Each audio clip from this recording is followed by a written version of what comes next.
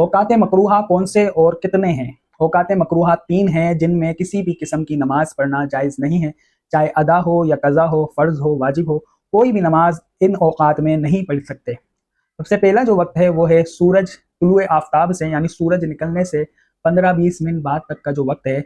इसमें आप किसी भी किस्म की नमाज नहीं पढ़ सकते। दूसरा वक्त है निस्फुन नहार शरई का, यानी जब सूरज बिल्कुल सर पर होता है, तो इसमें भी तकरीबन कोई 20-25 मिनट का वक्त ऐसा होता है कि जिसमें आप नमाज नहीं पढ़ सकते, और जब तक सूरज को जवाल ना लग जाए, जब जवाल लगना शुरू हो जाता है, सूरज नीचे की तरफ आना शुरू हो जाता है, तो तब जो है नमाज आप पढ़ सकते हैं। और तीसरा वक्त है गुरूब आफ्ताब से 20-25 मिनट पहले का जो वक्त है, इसमें भी आप नमाज नहीं पढ़ सकते किसी भी किस्म की।